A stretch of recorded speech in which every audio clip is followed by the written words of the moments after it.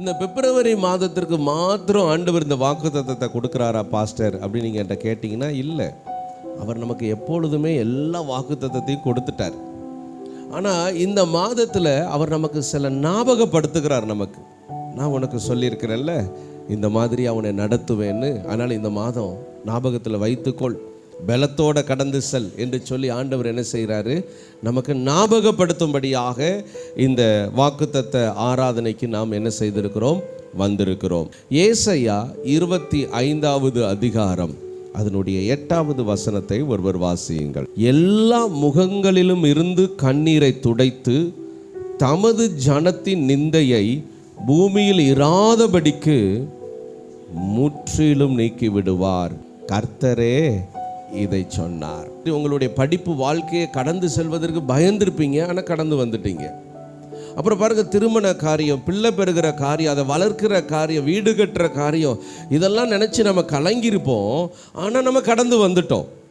ஆனால் ஒரு மனிதனால் கடக்கவே முடியாத ஒரு சூழ்நிலை என்னன்னு கேட்டிங்கன்னா, நிந்தைகள் நிறைந்த சூழ்நிலை. இந்த உலகத்தில் நிறைய தற்கொலைகள் நடந்து கொண்டிருக்கிறது. அந்த தற்கொலைக்கு எல்லாத்துக்கும் என்ன காரணம் நீங்கள் கொஞ்சம் பார்த்தீங்கன்னா, இந்த நிந்தைகள் தான் இருக்கும். என் வீட்டுக்கு கடன்காரன் வந்துட்டான், என்னை பார்த்து கேவலமாக கேட்டுட்டான், அதனால் இனிமேல் இந்த பூமியில் என்னால் வாழ முடியாது. இந்த 10th +2 ஃபெயிலான பிள்ளைங்க கூட தற்கொலை பண்ணிடுறாங்க. நம்ம பார்க்குறோம் தானே செய்தித்தாளில். ஏன் அடுத்த வருஷம் எழுத வேண்டியதானே, அடுத்து உடனே எழுதியிருக்கலாமே. அந்த அவமானம், என்ன நீ பாஸ் பண்ணிட்டியா, உன் கூட இருக்கிற எல்லாரும் பாஸ் பண்ணிட்டாங்க, நீ மட்டும் என்ன ஆயிடுச்சு, ஃபெயில் ஆகிட்டியா அப்படின்னு கேட்பாங்களேன்னு சொல்லி இந்த அவமானம், இந்த நிந்தைகளை இந்த மனிதனாலே தாங்கவே முடியாது, கடந்து செல்லவும் முடியாது. அப்பேற்பட்ட ஒரு பயங்கரமான ஒரு காரியம் இந்த நிந்தைகளும் அவமானங்களும். இது ஏதோ ஒரு காரியத்தில் மாத்திரம் இருக்குதான்னு பார்த்தா இல்லை, எல்லாத்துலேயும் இருக்கிறது. இந்த நிந்தைகள் எங்கெங்கெல்லாம் இருக்குதுன்னு கவனிச்சிங்கன்னா, நம்முடைய வாழ்க்கையில் எந்தெந்த விஷயத்துலலாம் நம்ம ஜெயமாக செய்ய போகிறோமோ அதிலெல்லாம் தோற்று போகும் பொழுது இந்த நிந்தைகள் அந்த இடத்துல நிற்குது. உனக்கு படிக்கவே லாய்க்கு இல்லை, நீலாம் ஒரு ஆளாக்கும். உனக்கு ஒழுங்காக வேலை செய்ய முடியல, நீலாம் ஒரு ஆளாக்கும். உனக்கெல்லாம் எதுக்குடா மனைவி, குடும்பம் நடத்த தெரியல, உனக்கெல்லாம் எதுக்கு கணவர், உனக்கெல்லாம் எதுக்கு பிள்ளைகள், இந்த பிஸ்னஸ்லாம் நீ ஏன் பண்ணணும், உனக்கு தான் அதில் முடியலையே. இப்படி எல்லா விஷயத்திலும் எது நிறைந்திருக்கிறது, நிந்தைகள் நிறைந்திருக்கிறது. இன்னைக்கு ஒரு காரியத்தில் நம்ம தோற்று போயிட்டோம்னா எத்தனையோ ஜெயித்த காரியங்கள் இருக்கும், அதை பற்றி யாரும் பேச மாட்டாங்க. நம்முடைய குடும்பத்தில் எவ்வளவோ காரியங்களை நம்ம ஜெயமாக நடத்திட்டு வந்திருப்போம், அதை பற்றி பேச மாட்டாங்க. ஆனால் எந்த குறைவுகள் இருக்குதோ அதைத்தான் இந்த உலகம் எடுத்து பெருசாக பேசிகிட்டு இருக்கும். அதனால் இந்த மனுஷன் இந்த விஷயத்தில் தான் உடஞ்சி போகிறான்னு நம்முடைய ஆண்டவர் அறிந்து கொண்டு பூமியில் இராதபடிக்கு, சொல்லுங்களேன், எப்படி மாற்றி விடுகிறார். ஒரு 5 நிமிஷத்துக்குள்ளே மறந்துட்டீங்களே, முற்றிலும் நீக்கி விடுகிற தேவனாயிருக்கிறார். அவர் நம்ம கண்ணீரை துடைக்கிறார். அல்லேலூயா. நீ அழுகக்கூடாது. நீ யாரு? சர்வ வல்லமையுள்ள தேவனுடைய பிள்ளை. எவ்வளவு நிந்தனைகளை இயேசு அனுபவித்தார் தெரியுமா? பிசாசுகளின் தலைவன் அப்படின்னாங்க, என்னென்னமோ சொன்னாங்க. நீ உண்மையான தெய்வமானால் இந்த சிலுவையிலிருந்து இறங்கி வா என்று சொன்னார்கள். அந்த நிந்தனைகளை தன்மேல ஏற்றுக்கொண்டு மரணத்தை ஜெயமாய் விழுங்கினார். இன்னைக்கும் இந்த நிந்தனைகளின் வழியாக தான் கர்த்தர் உங்களுக்கு ஜெயத்தை தரப்போகிறார். அல்லேலூயா. இந்த நிந்தனைகளின் வழியாக தான் அநேக மேன்மைகளை நீங்கள் பார்க்க போகிறீர்கள். சங்கீதம் 69 அதில் 20வது வசனத்தில் நிந்தனைகளுக்குள்ள கிடக்கிற அந்த தாவீது சொல்லுகிற அந்த வார்த்தையை நீங்கள் கொஞ்சம் பாருங்களேன். நிந்தை என் இருதயத்தை பிளந்தது, நான் மிகவும் வேதனைப்பட்டேன். எனக்காக யாராவது பரிதபிப்பாங்களா? தம்பி, உண்மையிலே நீ பாவம்தான் தம்பி, உனக்கு இவ்வளோ கஷ்டம் வந்திருக்க கூடாது தம்பின்னு சொல்றதுக்கு யாராவது இருப்பாங்களான்னு சொல்லி நான் என்ன செஞ்சேன்? காத்திருந்தேன். ஒருத்தன் கூட இல்லை. நல்லா புரிஞ்சுக்கோங்க, நீங்கள் நிந்தைக்குள்ள அவமானத்துக்குள்ளே இருக்கும்போது ஒருத்தன் கூட உங்களுக்கு ஆறுதல் சொல்ல வரமாட்டாங்க. ஏன் தெரியுமா? இந்த நிந்தைகள் உங்களுக்கு மேன்மைக்கானது. தேற்றுகிறவர்களுக்காக நான் காத்திருந்தேன். யாராவது என்னை தேற்றுவாங்களா? யாராவது எனக்கு ஆறுதல் சொல்லுவாங்களா? யோசேப்பை குழிக்குள்ளே போட்டுட்டு அதுக்கப்புறம் அடிமையாக வித்துட்டாங்க. ஆனால் அவனை ஆற்றி தேற்றுவதற்குன்னு சொல்லி போத்திப்பாருன்னு ஒருத்தன் வாரான். கவலைப்படாத யோசேப்பு, உனக்குள்ள திறமை இருக்குது, ஒருத்தனுக்கு கூட அந்த திறமை தெரியல, நான் உனக்கு ஆறுதல் பண்ணுறேன், நீ தான் என் வீட்டுக்கு அதிகாரி, நீ தான் என் வீட்டில் மேன்மையான இடத்துல இருப்பேன்னு சொல்லி கொண்டு போய் வச்சாங்க. ஆனால் ஆண்டவர் பார்த்தார், என்ன தேற்றுறதுக்கு தான் உனக்கு ஒருத்தனை இருக்கக்கூடாது அப்படின்னு சொல்லிட்டு அவனை வச்சு தான் பெரிய பிரச்சனையே சந்திச்சார் யோசேப்பு. யோசேப்பு உடஞ்சே போயிட்டார். நிந்தைக்கு மேலே நிந்தை வந்து விட்டது. அதே மாதிரி தான் தாவீது சொல்கிறாரு, என்னை தேற்றுவதற்கு யாரும் இல்லை. சிலர் சொல்கிறத கேட்டிருக்கிறேன், என் கணவரால் தான் என் வாழ்க்கையே பாதிக்கப்பட்டது பாஸ்டர். என் வாழ்க்கையே நான் உடைக்கப்பட்டதை யாரால தான்? என் கணவரால். சரி, என் பிள்ளைகள்லாம் வந்துட்டாங்களே, இன்னும் எனக்கு ஆறுதல் உண்டு. என் கணவர் தான் அப்படின்னா பிள்ளைகள் அப்படி விடுவாங்களா அப்படின்னு நம்பினேன்.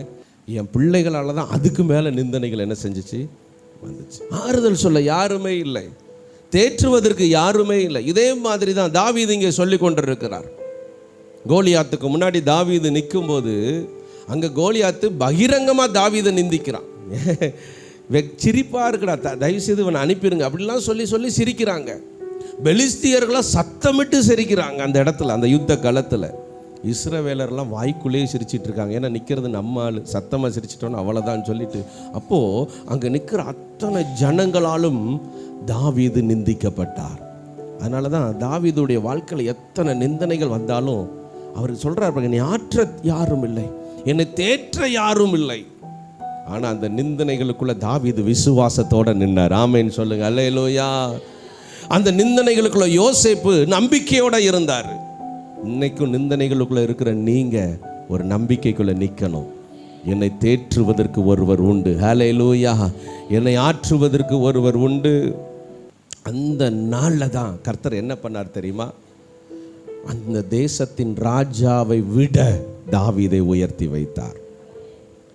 ஒரு 5 நிமிஷத்துக்கு அப்புறம், அந்த நிந்தனைகளுக்கு அப்புறம் முற்றிலும் நீக்கி விடுவேன்னு சொன்னார்ல ஆண்டவர். இப்போ எல்லாரும் பாட்டு பாடுறாங்க, சவுல் கொன்றது 1000, தாவீது கொன்றது 16,000. இந்த பாடல் கேட்பதற்கு முன்பதாக தாவீதுக்கு வந்தது என்னது? நிந்தை. யோசேப்பு அந்த சிங்காசனத்தில் உட்காருவதற்கு முன்பதாக அவர் சந்தித்தது என்னது? நிந்தை. நமக்கு தெரியாது. ஆனால் யோசேப்பை கைது பண்ணி கூட்டிகிட்டு போகும்போது எல்லாருமே சொல்லியிருப்பாங்க, உன்னை எப்படிடா நல்லா வச்சுருந்தாரு, அவருக்கு துரோகம் பண்ணுறதுக்கு உனக்கு எப்படா மனசு வந்துச்சு? சில நேரத்தில் ஏதோ நம்ம வீட்டுக்குள்ளே மட்டும் நிந்தன்னா சொல்லி புரிய வச்சுக்கலாம். ஊர் முழுவதும் நிந்தன்னா ஒவ்வொரு வீட்டுக்காக போய் சொல்ல முடியுமா? அக்கா இங்கே வாங்க, நான் இதை செய்யலை, அண்ணே இங்கே வாங்க, இதை நான் செய்யலை, பேப்பரில் வந்துருச்சு பாஸ்டர், நம்ம எல்லாத்திட்டையும் சொல்ல முடியுமா? ஆனால் முற்றிலும் நீக்கி விடுகிற தேவன், அவர் உங்களுக்காக அந்த வேலையை பார்ப்பார். அல்லேலூயா. உங்கள் நிந்தனைகளை நீக்கி விடுவார். எங்கெல்லாம் நீங்கள் அவமானப்பட்டீங்களோ அங்கெல்லாம் உங்கள் தலையை உயர்த்துவார். யோசேப்பை தூக்கி சிங்காசனத்தில் வச்சார். ராஜா சொல்றார், ஒருத்தனும் இவன் அனுமதி இல்லாமல் மூச்சு விட கூடாது. நிந்தனை நீங்கிச்சா இல்லையா? தாவீதுடைய நிந்தனை நீங்கிச்சா இல்லையா? இன்னைக்கு உங்களுடைய நிந்தனை நீங்க போதா இல்லையா? நீங்க போகிறது. ஹல்லேலூயா. முற்றிலும் நீக்கி விடுகிற தேவன். என்னென்ன காரியத்தை குறித்து நீங்கள் அவமானமாக நினச்சிட்டு இருக்கிறீங்களோ அதெல்லாம் ஆசீர்வாதமாய் மாறப்போகிறது. நிந்தனைகள் என்பது நிரந்தரமானது அல்ல. தேவன் வைத்திருக்கிற மேன்மைகளை நமக்கு நிரந்தரம். இங்கே ஒரு பேர் வைக்கிறதுக்கு கூட யோசேப்பு எதை நினச்சி பார்க்குறாரு தெரியுமா? நான் சிறுமைப்பட்டிருந்த தேசத்தில் என்னை பழுக பண்ணினார். நகோமி சொல்கிறாங்க, என்னை நகோமின்னு அழைக்காதீங்க, என்னை மாறான்னு அழைங்க, நீங்களே என்னை கூப்பிட்டுக்கோ, ஏன்னா நான் அவ்வளோ நிந்தைக்குள்ளே இருக்கிறேன். ஆனால் அதே இடத்துல தான் கர்த்தர் உயர்த்தினார். இன்றைக்கும் நீங்கள் எங்கெல்லாம் நிந்தையை அனுபவிக்கிறீங்களோ அங்கே தான் கர்த்தர் உங்களை உயர்த்துவார். நெகேமியா அலங்கத்தை கட்டணும்னு நினச்சார். அவர் எங்கேயோ இருக்கிறாரு, ஆனால் தன்னுடைய அலங்கம் பாழாக கிடக்குதே அப்படின்னு சொல்லிட்டு அந்த அலங்கத்தை கட்டணும்னு சொல்லிட்டு வந்து கட்டிக்கிட்டு இருக்கும்போது தொபியா அப்படிங்கிற ஒருத்தன் வந்து இந்த அலங்கத்தை கட்டிகிட்டு இருக்கிறவங்கள பார்த்து சொல்கிறான், ஒரு நரி ஏறி போனால் கூட இது என்ன செஞ்சிடும்? விழுந்துடும். நம்முடைய செயல்களை பார்க்கும்போது சிலர் இப்படி தான் நிந்திப்பாங்க. என்ன சொல்லுவாங்க? நீலாம் இதை செய்கிறதுக்கு லாய்க்கான ஆளே கிடையாது, உனக்கெல்லாம் இது தகுதியே கிடையாது, உனக்கெல்லாம் இது தேவையா? அவங்க சொல்கிறது நரி ஏறி போனால் கூட இது என்ன செஞ்சிடும்? அப்போ கட்டிக்கிட்டு இருக்கிறவங்களுக்கு எவ்வளோ நிந்தனையாக இருக்கும். அவங்க உயிரை கொடுத்து அங்கேருந்து ஜாமானை கொண்டு வந்து கட்டிகிட்டு இருக்கிறாங்க. அவங்கள பார்த்து இதே மாதிரி தான் நம்ம வாழ்க்கையில் நிறைய பேர் நம்மளை வந்து அற்பமாக பேசுவாங்க. நீலாம் ஒரு ஆளுன்னு இதை செஞ்சிட்டு இருக்கியாக்கும், உனக்கு என்ன இருக்குது? ஆனால் நல்லா புரிந்து கொள்ளுங்கள், சத்ருவானவனுக்கு நீங்கள் எரிச்சலை உண்டாக்குகிறவர்களாக இருக்கிறீர்கள். நீங்கள் கட்டப்படுகிறது. அல்லேலூயா. சத்ருவுக்கு என்ன எரிச்சல் தெரியுமா? இவ்வளோ நிந்தைக்குள்ளேயும் இவ்வளோ அவமானத்துக்குள்ளேயும் இவன் கர்த்தரை நம்பிக்கிட்டே இருக்கிறானே. அப்போது இவங்க இன்னும் உறுதியாக இருக்கிறாங்களே, எரிஞ்சு கொண்டிருக்கிற அந்த தீயை 7 மடங்கு அதிகப்படுத்து. இதுதான் சத்துருவுடைய வேலை. என்ன நீ விசுவாசத்தில் இருக்கியா? ஏய், பிரச்சனை இன்னும் கொஞ்சம் கூட்டி வை. இதுதான் சத்துரு பண்ணுவா. இன்னும் நீர் உம்முடைய உத்தமத்தில் உறுதியாக இருக்கிறீரோ, தேவனை தூஷித்து ஜீவனை விடு. நான் நினைக்கிறேன் யோபுவுடைய வாழ்க்கையில் முதல்ல ஒரு குறைவு வரும்போதே சத்துரு பார்த்துருப்பான், இப்போ தூஷிச்சிருவான்ட்டு. ஆடு போனப்பே பார்த்துருப்பான், மாடு போனப்போ பார்த்துருப்பான், கழுதைகள் போனப்போ, ஒட்டகம் போன, ஆனாலும் அவர் உறுதியாக இருக்கிறார். சரி, பிள்ளைகளையும் அழிச்சு பார்ப்போம். பிள்ளைகளை அழிச்சதுக்கப்புறம் உறுதியாக நிற்கிறாரு. சரி, இவர் சரீரத்தில் பிரச்சனையை கொடுத்து பார்ப்போம், உறுதியாக நின்னார். அல்லேலூயா. நம்முடைய வாழ்க்கையில் வருகிற நிந்தைகள், அவமானங்கள், போராட்டங்கள் எல்லாமே நாம் தேவனுக்குள்ளே உறுதியாக இருக்கிறதுனால சத்துருவுக்கு எரிச்சலாக இருக்கிறது. அதனால் நீங்கள் கலங்கவே தேவையில்லை. அவர்கள் எத்தனை தான் பேசினாலும் அலங்கத்தை கட்டினார்கள். அல்லேலூயா. இன்றைக்கு எத்தனை நிந்தனைகள் வந்தாலும் தேவன் உங்களை கட்டி எழுப்புவார். தேவன் உங்களுக்கான மேன்மைகளுக்குள்ளே கொண்டு வந்து நிறுத்துவார்.